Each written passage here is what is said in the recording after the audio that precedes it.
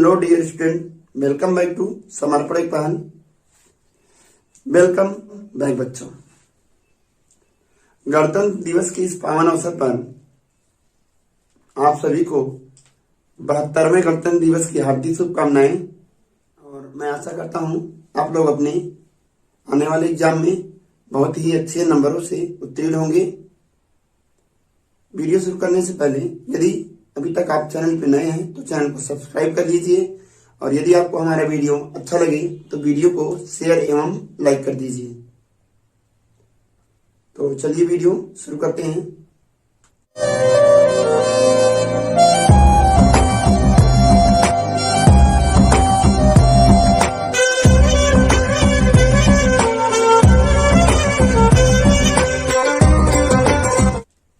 आज हम लोग पढ़ेंगे वैद्युत द्विध्रुव की स्थितिज ऊर्जा। तो डियर स्टूडेंट, दिए गए चित्र में हमने माना कोई वैद्युत द्विध्रुव ए बी अनंत पर स्थित है, जिसको अनंत से विद्युत क्षेत्र के भीतर लाया जा रहा है। अनंत पर स्थित इस वैद्युत द्विध्रुव आघूर्ण को विद्युत क्षेत्र के भीतर लाने में किए गए कार्य को वैद्युत द्विध्रुव की स्थितिज ऊर्जा कहते हैं। परिभाषा एक बार फिर से देखिए। इस वैद्युत द्विध्रुव एबी को अनंत से विद्युत क्षेत्र के भीतर लाने में किए गए कार्य को वैद्युत द्विध्रुव की स्थितिज ऊर्जा कहते हैं। क्लियर है? अगर ये क्लियर हो गया है तो डियर स्टूडेंट इसको हम लिख दे रहे हैं।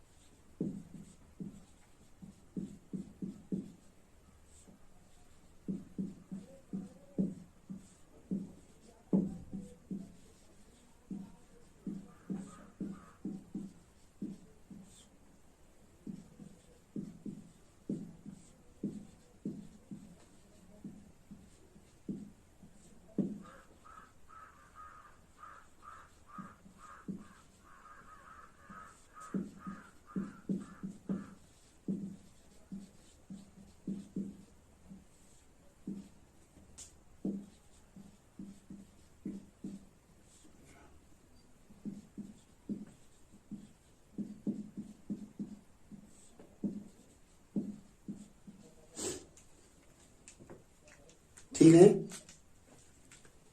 तो चलिए, जब हम इस वैद्युत द्विध्रुव को विद्युत क्षेत्र के भीतर लाएंगे तो चूंकि वैद्युत द्विध्रुव को एक समान विद्युत क्षेत्र की दिशा में रखा गया है, अर्थात जो वैद्युत द्विध्रुव की दिशा है वह भी विद्युत क्षेत्र की दिशा में रखा गया है। हमने माना कि हमारे वैद्युत द्विध्रुव को विद्युत क्षेत्र की दिशा में रखा गया है। ऐसा क्यों किया गया है? क्योंकि देखिए, यदि हम प्लस आवेश को विद्युत क्षेत्र की विपरीत दिशा में कर देंगे तो उसको लाने में हमें अतिरिक्त कार्य करना पड़ेगा, परंतु वहीं पर यदि हम माइनस आवेश को ई के नजदीक रखें तो इस माइनस आवेश में और यहाँ पर उपस्थित धन आवेश के कारण इन दोनों में आकर्षण होगा, अर्थात इस वैद्युत द्विध्रुव को जब हम विद्युत क्षेत्र के भीतर लाएंगे तो ऋण आवेश होने के कारण ये विद्युत क्षेत्र की ओर आकर्षित होगा और हमें इसको विद्युत क्षेत्र के भीतर लाने में कोई अतिरिक्त कार्य नहीं करना पड़ेगा, क्योंकि यह स्वयं इस विद्युत क्षेत्र की ओर आकर्षित होगा। परंतु वहीं पर हमें इस प्लस आवेश को विद्युत क्षेत्र के भीतर लाने में एक्स्ट्रा कार्य करना पड़ेगा। सपोज के लिए ये पेन एक वैद्युत द्विध्रुव है जिस पर काला वाला भाग माइनस ऋण आवेश को और ये दूसरा इसका सिरा प्लस क्यू आवेश को व्यक्त करता है। जैसे जैसे हम इसको विद्युत क्षेत्र के भीतर लाएंगे तो सर्वप्रथम माइनस क्यू आवेश अंदर की ओर यानी विद्युत क्षेत्र के भीतर प्रवेश करेगा, उसके बाद प्लस क्यू आवेश विद्युत क्षेत्र के भीतर प्रवेश करेगा। अब जरा ध्यान दीजिएगा, चूंकि ये माइनस क्यू आवेश विद्युत क्षेत्र की दिशा में आकर्षित हो रहा है, अतः इस संपूर्ण वैद्युत द्विध्रुव को विद्युत क्षेत्र के भीतर लाने में किया गया कार्य ऋणात्मक होगा। ऐसा क्यों? क्योंकि ये कार्य विद्युत क्षेत्र के द्वारा किया जा रहा है। क्लियर है? तो यहां पर हो जाएगा, लिखेंगे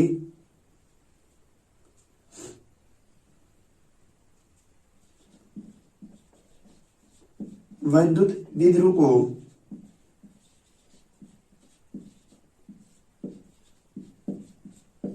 विद्युत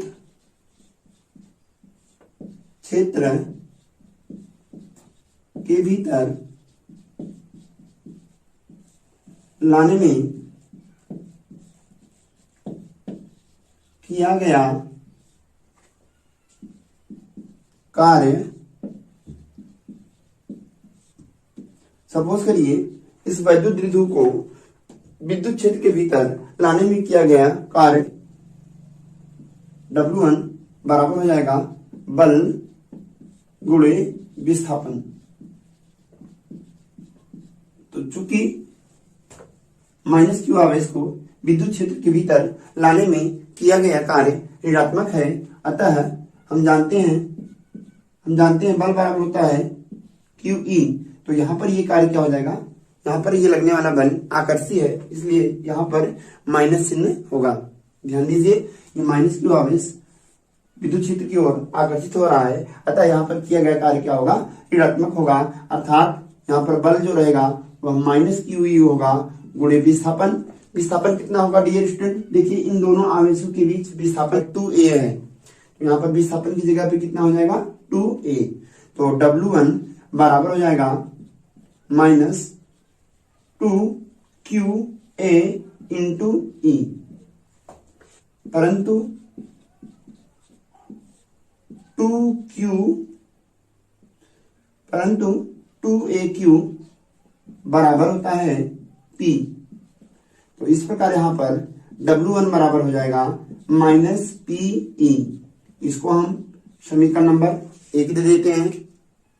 ठीक है, अब जरा ध्यान दीजिएगा, जब इस विद्युत द्विध्रुव को विद्युत क्षेत्र के भीतर लाया जाएगा तो इस विद्युत द्विध्रुव को घुमाने में कुछ कार्य भी करना पड़ेगा।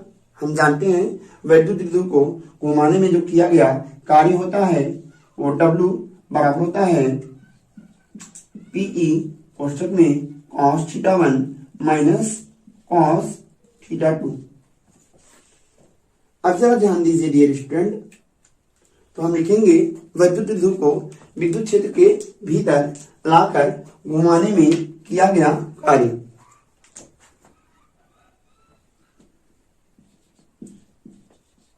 वैद्युत, मार्कर चेंज कर देता हूं मैं, यहां लिखेंगे वैद्युत द्विध्रुव को विद्युत क्षेत्र के भीतर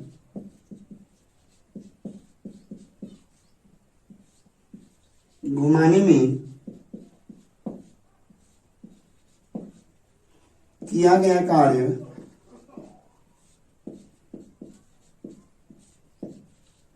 यदि हम इस किए गए कार्य को W2 माने तो W2 बराबर हो जाएगा PE cos θ1 माइनस cos θ2। यहां पर डियर स्टूडेंट संतुलन की अवस्था में θ1 बराबर 0 होता है। ठीक है, यहां हम लिख लेंगे संतुलन की अवस्था में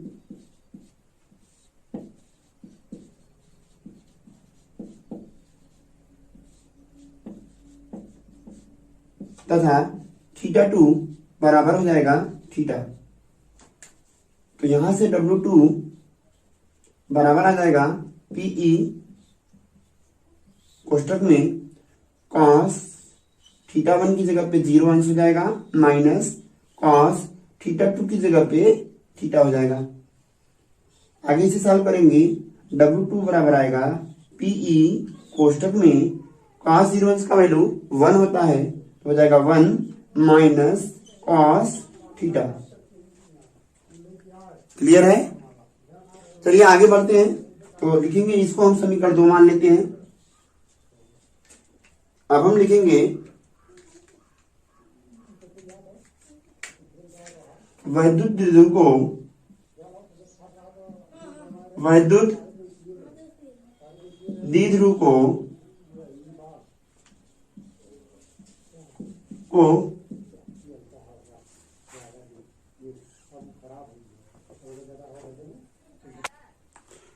द्विध्रुव की स्थितिज ऊर्जा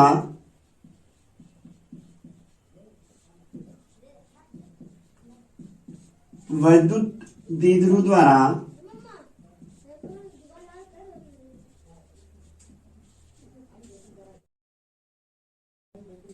किए गए कुल कार्य कोष्टक में W1 प्लस W2 के बराबर होगा। अतः वैद्युत द्विध्रुव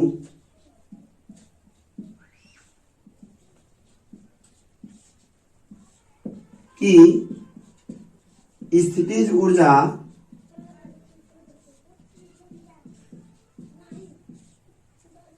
U बराबर हो जाएगा W1 प्लस W2।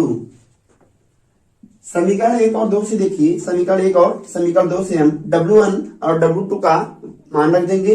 तो W1 का वैल्यू कितना है माइनस PE प्लस W2 का वैल्यू कितना है PE of 1 minus cos theta.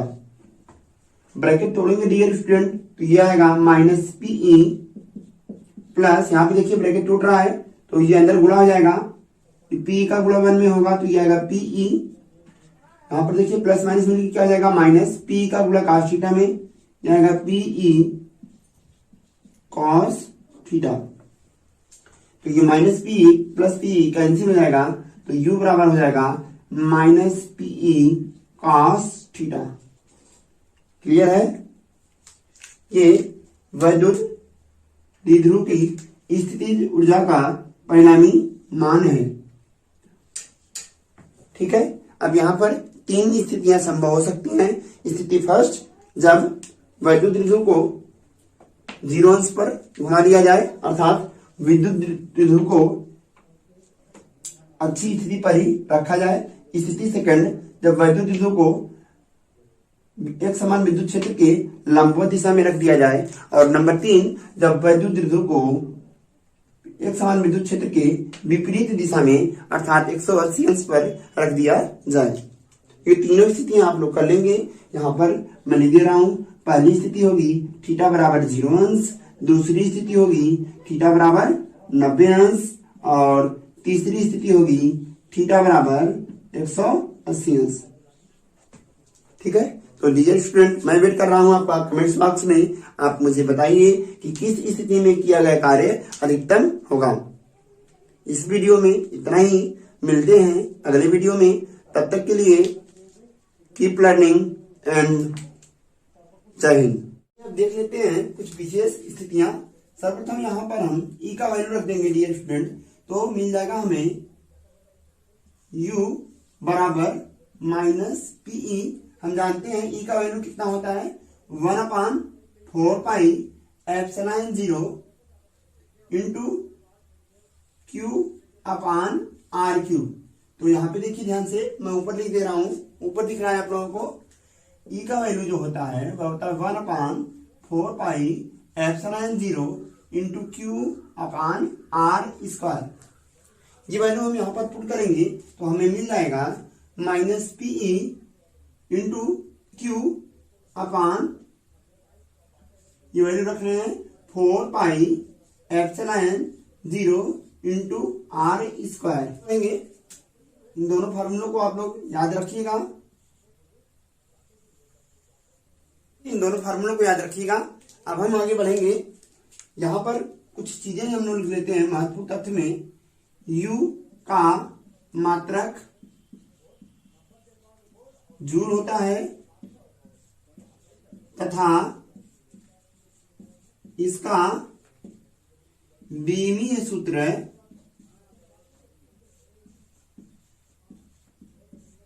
ml⁻², T⁻⁻² होता है। क्लियर है?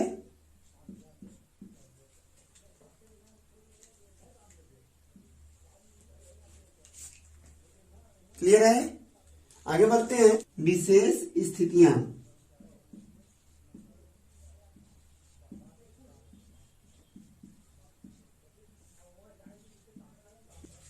इसमें पहली स्थिति होगी जब वैद्युत द्विध्रुव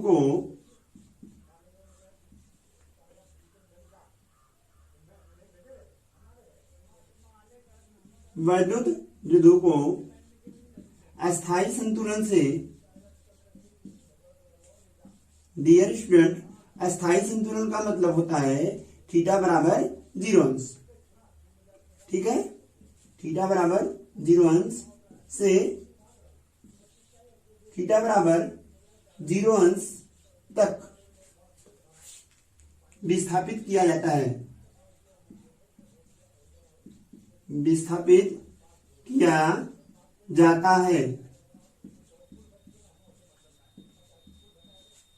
इस स्थिति में ध्यान दीजिएगा डियर स्टूडेंट, हमें जो ठीक यहां पे वैल्यू प्राप्त होगा u का, u बराबर आएगा -pe cos 0 अंश। आगे रखेंगे, इसको सॉल्व करेंगे, ये आएगा u बराबर -pe cos 0 अंश का वैल्यू कितना होता है 1, तो हमें प्राप्त हो जाएगा u बराबर -pe। क्लियर है? चलिए दूसरी स्थिति में, जब वैद्युत द्विध्रुव को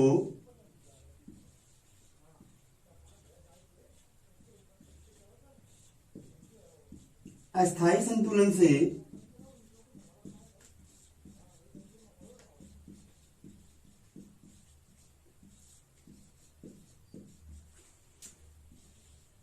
थीटा बराबर 90 अंश तक विस्थापित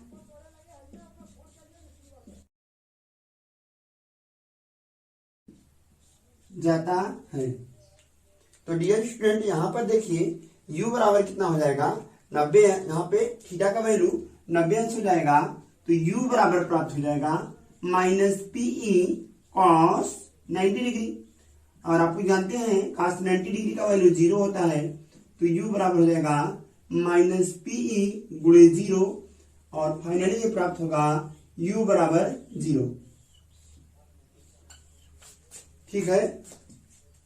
नेक्स्ट, और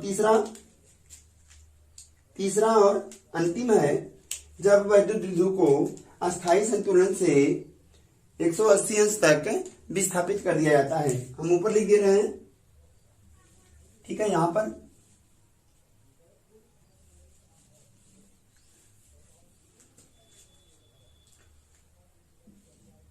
नंबर सी देख लीजिए।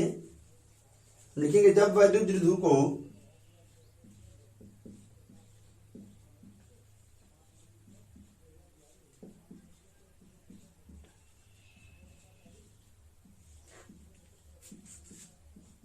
अस्थायी संतुलन से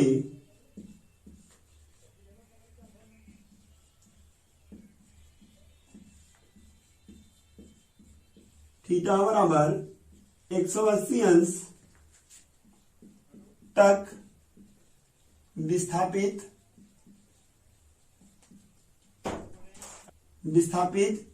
किया जाता है। तो इस स्थिति में डियर स्टूडेंट, हमें u बराबर देखिए क्या प्राप्त हो जाएगा। थीटा का वैल्यू कितना हो जाएगा 180 अंश, तो यहां पे वैल्यू रखेंगे, u बराबर आ जाएगा -pe cos 180 अंश। यहाँ पे इसको आगे सॉल्व करेंगे, तो u बराबर हो जाएगा पीई cos 180 अंश का वैल्यू -1 होता है, तो यहां पर आ जाएगा -1। क्या हो जाएगा यहाँ पर, इसको आगे सॉल्व करेंगे तो u बराबर आएगा माइनस, देखिए माइनस माइनस क्या हो जाएगा प्लस, तो यहां पर आएगा पीई। इस प्रकार जब वैद्युत द्विध्रुव को थीटा 1 बराबर 0 अंश से थीटा 2 बराबर 180 अंश तक विस्थापित किया जाता है तो किया गया कार्य अधिकतम होता है। एक बार फिर से, इस प्रकार जब वैद्युत द्विध्रुव को थीटा बराबर 0 अंश से थीटा 2 बराबर 180 अंश तक विस्थापित किया जाता है तो किया गया कार्य u मैक्सिमम होता है।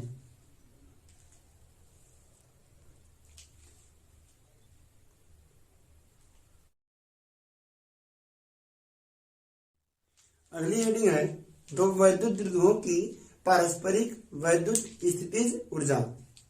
माना दिए गए चित्र में दो वैद्युत द्विध्रुव आघूर्ण A1 B1 और A2 B2 हैं, जिनके केंद्रों के बीच की दूरी OO डैश बराबर R है तथा इनके वैद्युत द्विध्रुव आघूर्ण क्रमशः वेक्टर P1 और वेक्टर P2 है।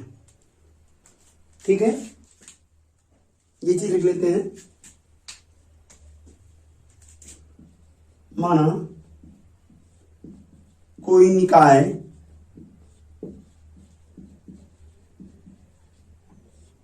दो वैद्युत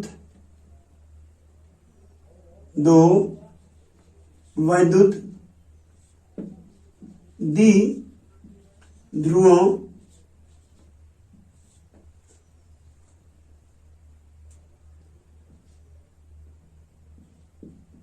A1 B1 व A2 B2 से मिलकर बना है।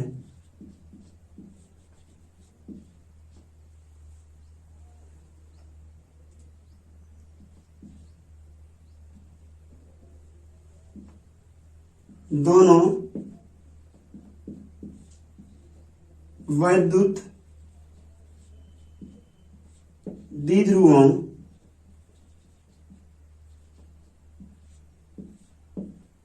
की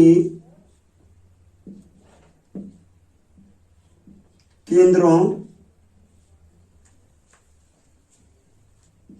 के बीच की दूरी R तथा इनके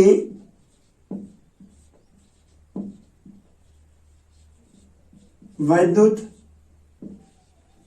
द्विध्रुव आघूर्ण क्रमशः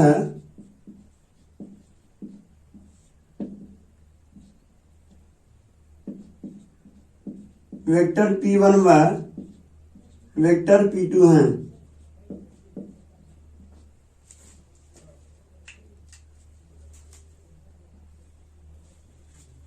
ठीक है, इतनी चीजें क्लियर है। चलिए अब आगे देखते हैं। हम लिखेंगे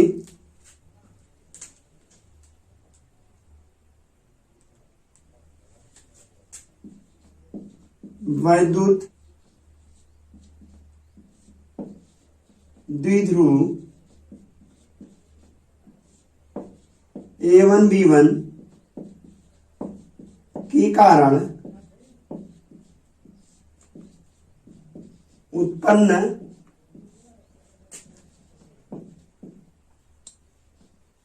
वैद्युत क्षेत्र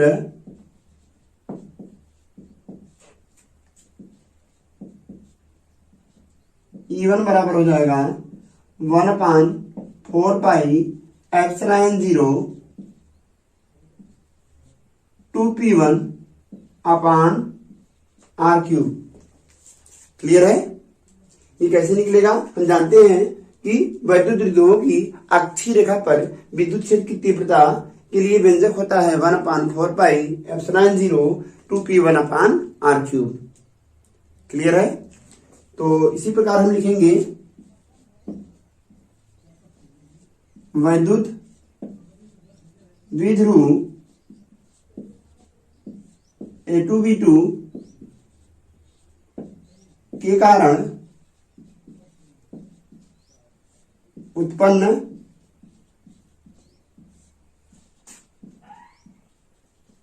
वैद्युत क्षेत्र E2 बराबर 1/4 पाई एप्सिलॉन 0 इंटू 2p2/r³।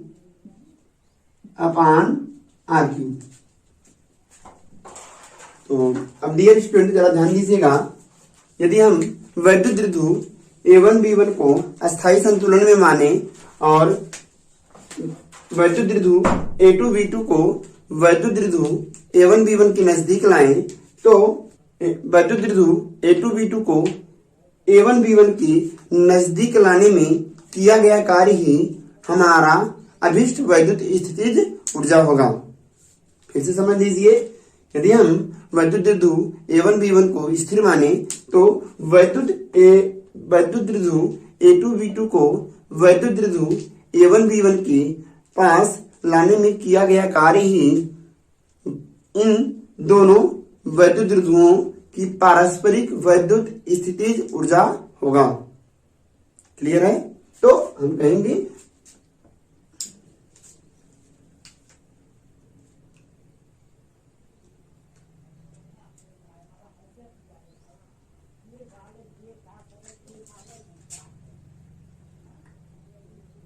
लिखेंगे अतः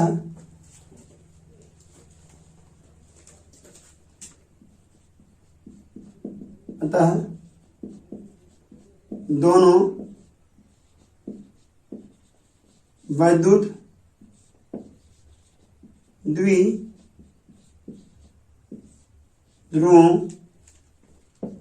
की पारस्परिक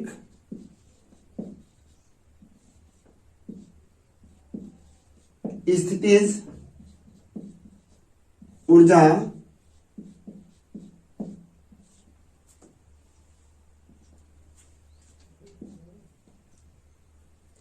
U किसी एक वैद्युत द्विध्रुव को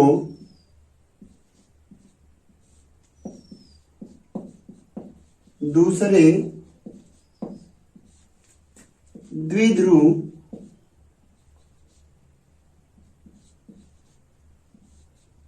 के पास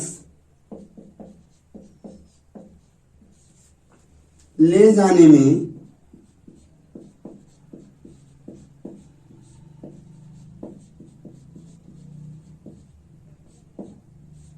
किए गए कार्य के बराबर होगा। बात क्लियर है? अब जरा ध्यान दीजिए, यदि हम इस कहेंगे जो हमारा दोनों वैद्युत द्विध्रुवों की पारस्परिक स्थितिज ऊर्जा U किसी एक वैद्युत द्विध्रुव को दूसरे वैद्युत द्विध्रुव के पास ले जाने में किए गए कार्य के बराबर है, तो हम कह सकते हैं U बराबर आएगा। देखिए हम जानते हैं, अभी जस्ट इसके पहले हम लोगों ने पढ़ा है कि U बराबर होता है -PE cos थीटा। तो चूंकि दोनों वैद्युत द्विध्रुव अच्छी रेखा पर हैं, इसलिए थीटा का वैल्यू कितना हो जाएगा? 0। तो यहां पर U बराबर आएगा -P1E2 cos थीटा या -P2E1 cos थीटा। अब डियर स्टूडेंट ध्यान दीजिए, चूंकि दोनों वैद्युत द्विध्रुव एक ही अक्षीय रेखा पर स्थित हैं, अतः थीटा बराबर कितना हो जाएगा? 0 अंश। थीटा बराबर हो जाए 0 अतः थीटा बराबर 0 अंश होगा। तो यहां पे लिखेंगे चूंकि दोनों वैद्युत द्विध्रुव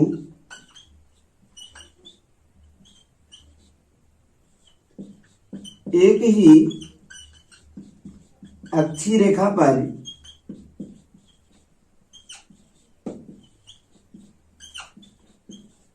स्थित हैं, अतः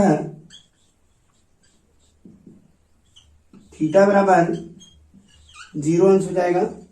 क्लियर है? तो यहां से देखिए आगे बढ़ते हैं। अतः दोनों वैद्युत द्विध्रुवों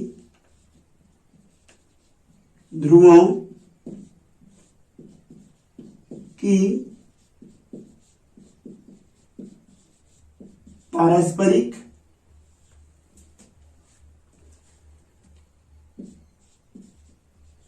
वैद्युत स्थितिज ऊर्जा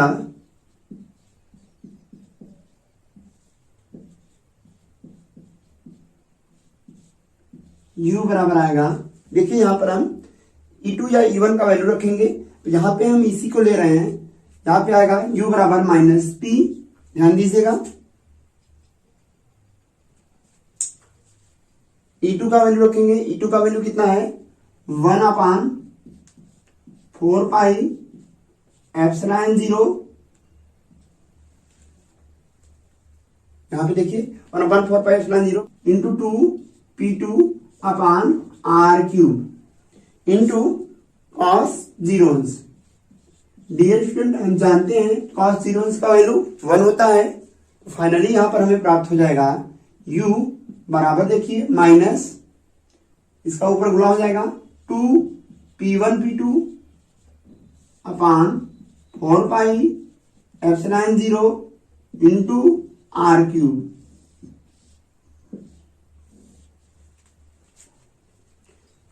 डियर स्टूडेंट, ये दो वैद्युत द्विध्रुवों की पारस्परिक स्थितिज ऊर्जा के लिए अभिष्ट व्यंजक है। आशा है आपको पूरी तरह से समझ में आया होगा। यदि आपको ये वीडियो अच्छा लगा है तो इसे अपने दोस्तों और ग्रुप में शेयर कर दीजिए। मिलते हैं अगले वीडियो में, तब तक के लिए कीप लर्निंग एंड जय हिंद।